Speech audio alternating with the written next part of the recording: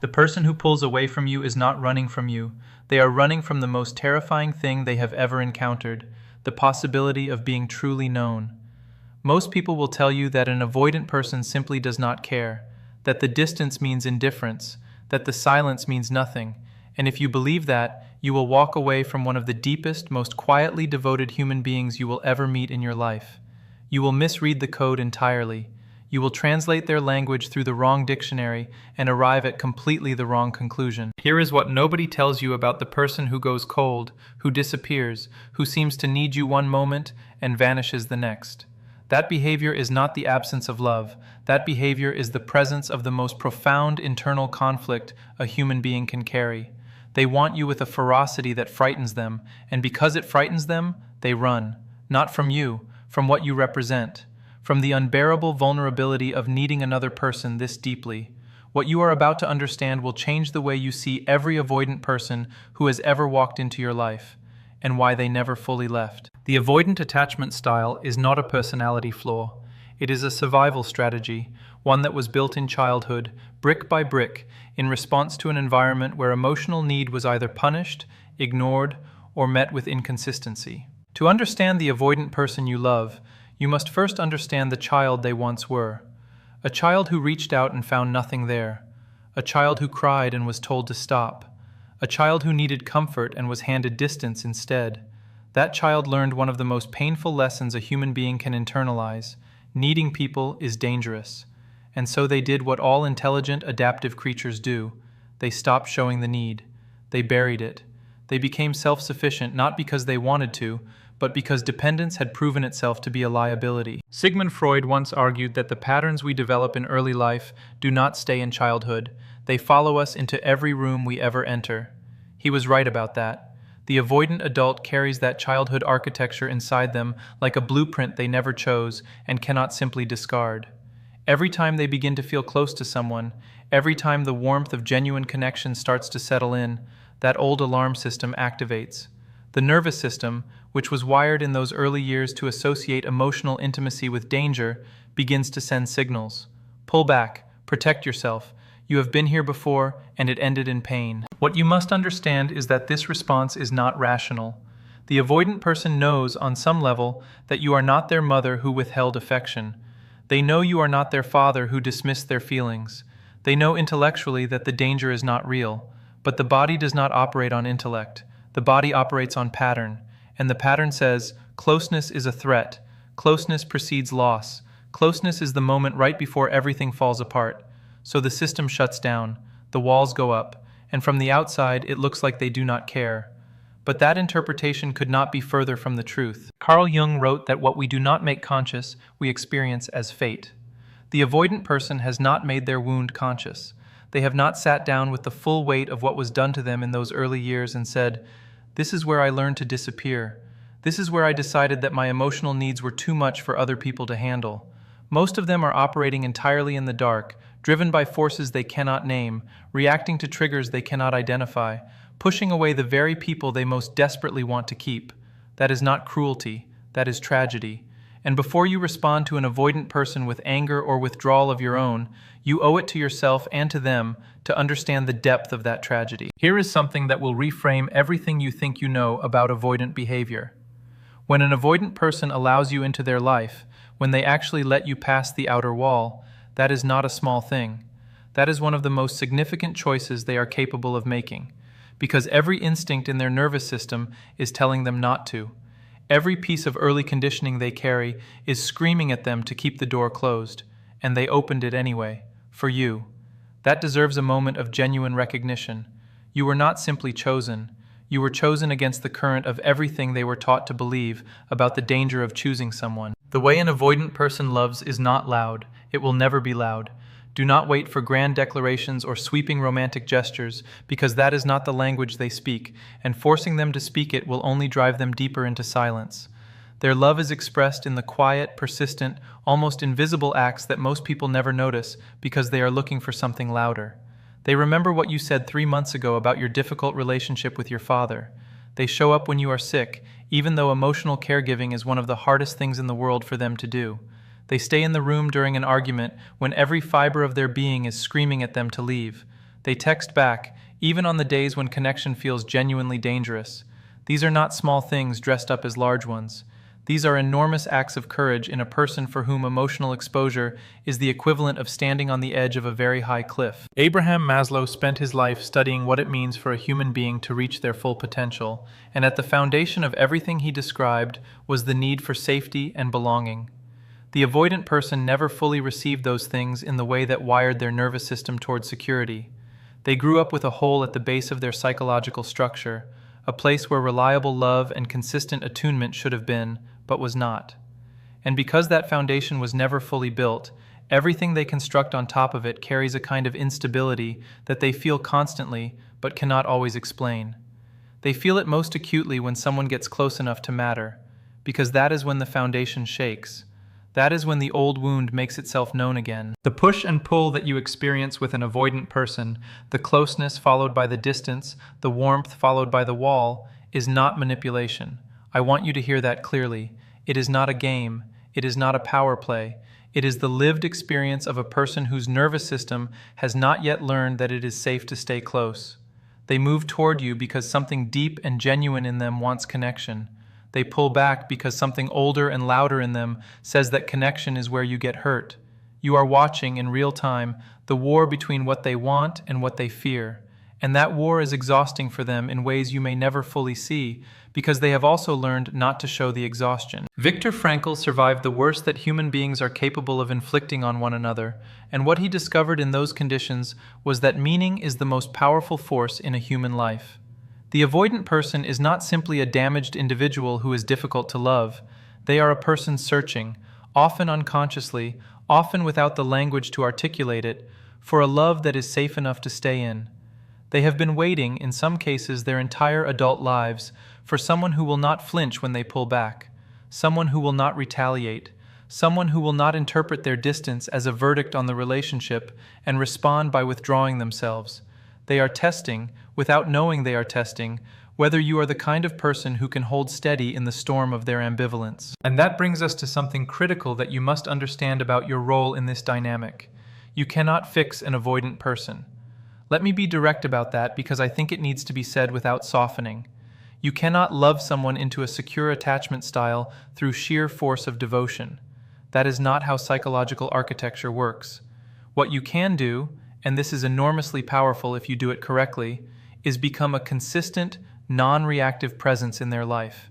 You can be the person who does not leave when they push, who does not punish them with cold silence when they go quiet, who holds the space open without filling it with anxiety or demand. That kind of steady, grounded presence is the closest thing to a healing environment that an avoidant person can experience in an adult relationship. It will not happen overnight. It will not be linear, but it is real, and it is possible, and the research in attachment theory supports it fully. John Bowlby, the man who gave us the framework of attachment theory, argued that human beings are wired for connection from the very first breath. That is not a poetic metaphor, it is a biological fact. We are social animals whose nervous systems are literally shaped by the quality of our early bonds. When those bonds are unreliable or absent, the nervous system adapts in ways that protect the individual but cost them enormously in the domain of intimacy. The avoidant person did not choose this adaptation. No child chooses their attachment style. They were shaped by circumstances they did not ask for and could not control, and they have been living with the consequences of that shaping ever since. The least you can offer them, the very least, is the understanding that their behavior toward you is not a reflection of your worth. It is a reflection of their wound. There is a moment that every person who has ever loved an avoidant individual knows intimately. It is the moment when things are going beautifully, when the connection feels real and warm and genuinely alive, and then without warning, without any apparent reason, they go cold. They become distant. They stop initiating. They respond to your messages with half the energy they had just days before, and you sit there in the silence of that shift, running through every conversation, every interaction, every possible thing you could have said or done that caused this. You audit yourself. You question yourself. You begin to shrink yourself, wondering if you were too much, too needy, too present. And here is the devastating irony of that response.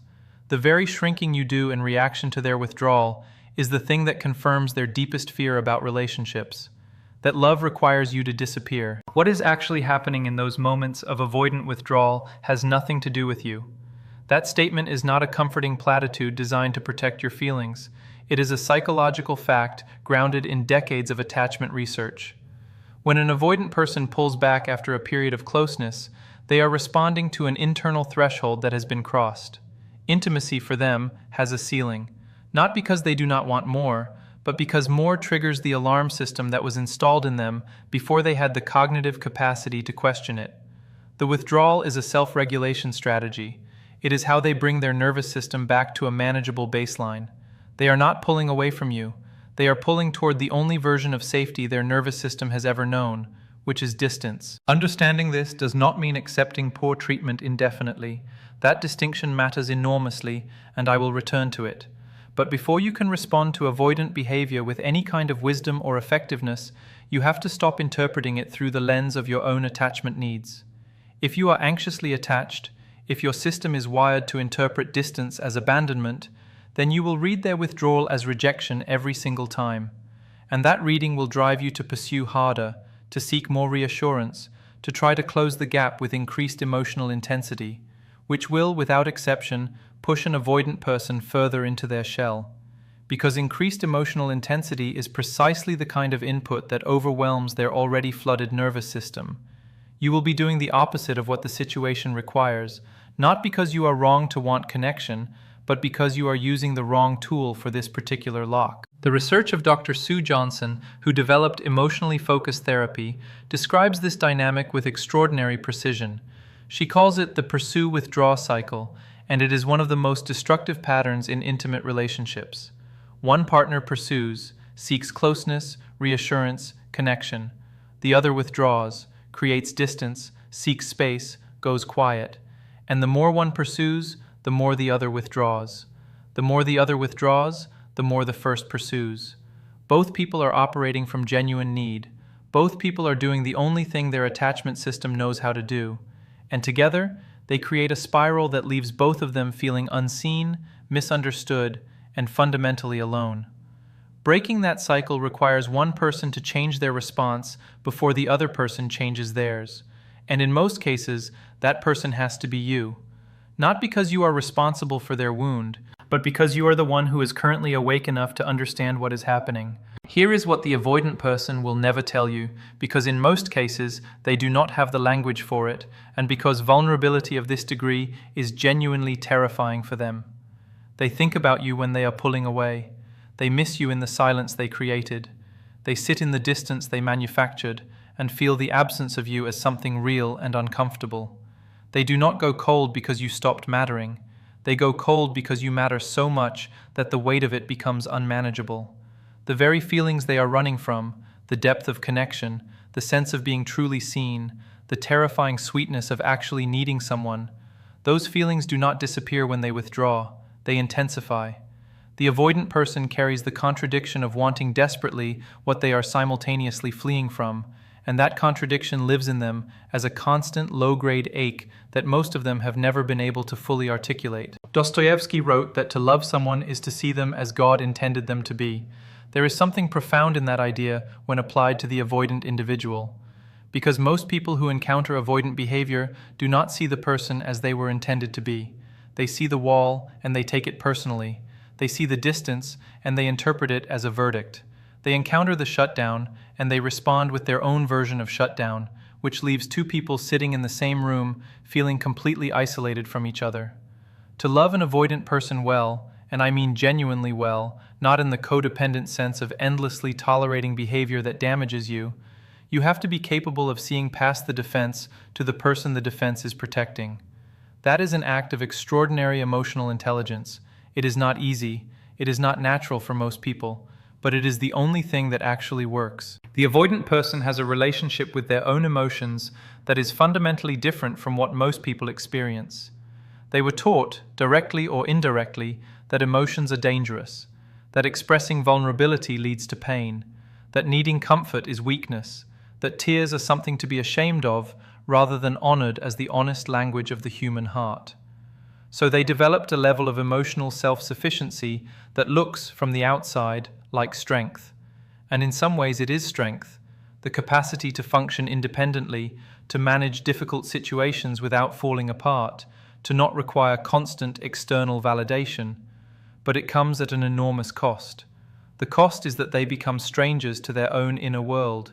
They lose access to the full spectrum of their emotional experience. They feel things deeply, more deeply in many cases than people with more expressive styles, but they have no reliable pathway for getting those feelings from the inside to the outside. They are emotionally fluent in a language they have been forbidden to speak. This is why the avoidant person's love often manifests in actions rather than words. Watch what they do, not what they say, or more accurately, watch what they do in the absence of words. They will drive an hour to help you with something practical because offering practical help feels safe in a way that saying the words does not. They will remember your coffee order, your favorite film, the name of the colleague who makes your work life difficult. They will show up, physically and consistently, even when showing up requires them to push through their own discomfort. These are love letters written in a language that has no words. And if you are waiting for the words, if you have decided that love only counts when it is spoken aloud, you will miss every single one of them. Friedrich Nietzsche argued that the greatest human beings are those who have gone to war with themselves and emerged not destroyed, but transformed. The avoidant person is engaged in exactly that war. They are fighting every single day against the conditioning that tells them closeness is dangerous, against the nervous system that fires alarm signals at the approach of genuine intimacy, against the deeply internalized belief that they are ultimately too much or not enough for someone to stay. That war is invisible to you most of the time. You see only the outcomes of the battles, the withdrawal, the silence, the emotional unavailability. You rarely see the battlefield itself, but it is real, and it is brutal, and the person you love is fighting on it constantly, often without even fully knowing that they are. What they need from you, what will actually move the needle in this dynamic, is not patience in the passive sense of simply waiting and hoping. Passive patience will exhaust you and will not teach the avoidant person's nervous system anything new. What is required is active, grounded, non-anxious presence. The ability to be fully available without being demanding, to hold your own center when they pull back rather than lurching toward them in panic or retreating in wounded silence. To communicate your needs clearly and without emotional escalation so that they do not have to decode distress signals or navigate the minefield of an anxious partner's unspoken expectations. That kind of presence, calm, clear, consistent, and warm, is genuinely rare. Most people cannot sustain it, but it is precisely the environment in which an avoidant person begins, slowly and tentatively, to believe that maybe this time it is safe to stay. There is something that happens over time with an avoidant person that most people never get to witness because they leave too soon. They give up right at the edge of the breakthrough. They interpret the repeated cycles of closeness and distance as evidence that nothing is changing, that nothing ever will change, and they walk away from a process that was actually working, slowly, invisibly, below the surface, in ways they could not see. Because the nervous system does not announce its healing, it does not send you a notification that says the walls are coming down incrementally, that the alarm signals are firing with slightly less intensity than they were 6 months ago, that something in this person is beginning to trust you in a way they have never trusted anyone before. The healing is quiet. The shifts are subtle. And if you are measuring progress by the dramatic, visible milestones you were expecting, you will miss the profound transformation that is actually occurring. Attachment researchers call this process earned security. It is the phenomenon by which an adult who developed an insecure attachment style in childhood gradually reorganizes their attachment patterns through consistent, safe, attuned experiences in adult relationships. It is not fast, it is not guaranteed. It requires the right conditions and a level of self-awareness from the avoidant person themselves. But it is real, and it has been documented, and it represents one of the most hopeful findings in the entire field of developmental psychology. Human beings are not permanently fixed by their early experiences. The brain retains plasticity. The nervous system can learn new patterns. The person who spent decades believing that closeness leads to pain can, under the right conditions, begin to build a new neural pathway, one that associates intimacy with safety rather than threat. You could be part of that process, not as a therapist, not as a rescuer, but as a consistently safe presence who refuses to confirm their worst fears about what love does to people. The question you have to ask yourself honestly, and I mean with the kind of radical honesty that most people avoid because the answer frightens them, is whether you are actually equipped to be that presence. Because loving an avoidant person well is not something everyone is capable of, and pretending otherwise does not serve you or them. It requires a level of emotional regulation that is genuinely difficult to sustain. It requires the ability to sit with uncertainty without spiraling. It requires enough security in your own sense of self that their distance does not destabilize your fundamental belief in your own worth. If you are deeply anxiously attached, if their withdrawal sends you into a state of acute distress that you cannot manage without seeking constant reassurance, then you are going to struggle enormously in this dynamic. Not because you are weak or broken, but because the particular needs of this relationship are in direct conflict with the particular wounds you carry. That is not a moral failing. That is a psychological reality that deserves honest acknowledgement. William James, the father of American psychology, wrote that the greatest revolution of his generation was the discovery that human beings could alter their lives by altering their attitudes. There is something in that observation that applies directly to what you are navigating with an avoidant partner. The single most powerful shift you can make, more powerful than any technique or strategy, is the shift from taking their behavior personally to understanding it structurally. The moment you stop reading their withdrawal as a commentary on your value and begin reading it as a symptom of their wound, everything changes. Your emotional response changes. Your behavioral response changes. The energy you bring to the dynamic changes. And because you are not a separate island in this relationship, but a living, breathing participant whose responses directly shape the environment, your change genuinely alters the conditions for them as well. There is also something that needs to be said about the avoidant person's inner experience of love that goes beyond the behavioral patterns and the nervous system responses and the attachment theory frameworks. Because all of those things are real and important, but they do not capture everything. When an avoidant person loves you, truly loves you, not just tolerates your presence, there is a quality to that love that is unlike anything else. It has a depth that comes precisely from its difficulty. They did not fall into loving you easily. They fought against it. They rationalized their way around it. They created distance to test whether it would survive the distance.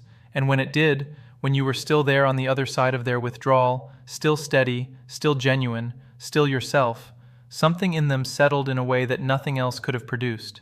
They did not just choose you in the way that a secure person chooses a partner. They chose you against every instinct that told them not to choose anyone. That is a different order of commitment entirely. The poet Rainer Maria Rilke wrote in his Letters to a Young Poet that love is two solitudes that protect and border and greet each other. That image resonates deeply when you think about the avoidant person's experience of intimacy. They do not experience love as merger. They cannot dissolve into another person the way that some attachment styles are inclined to do. They maintain their solitude, fiercely, sometimes defensively, because solitude is the only place where they have ever felt fully safe. But that does not mean they do not want the other solitude beside them. You have been given a map tonight, not a simple one, not a comfortable one, but an honest one. And honesty, however difficult it is to receive, is the only currency that actually purchases anything real in this life. The avoidant person in your life is not a puzzle to be solved or a project to be fixed. They are a human being carrying a wound that was inflicted before they had any power to prevent it. And you are a human being with your own wounds, your own needs, your own non-negotiable requirements for a life lived with dignity and genuine connection. Both of those things are true simultaneously. Holding both of them without collapsing one to serve the other, that is the work. That is the actual work of loving another person at the level they deserve to be loved. Do not walk away from this understanding and return to the same patterns tomorrow. Do not file this away as interesting information and change nothing.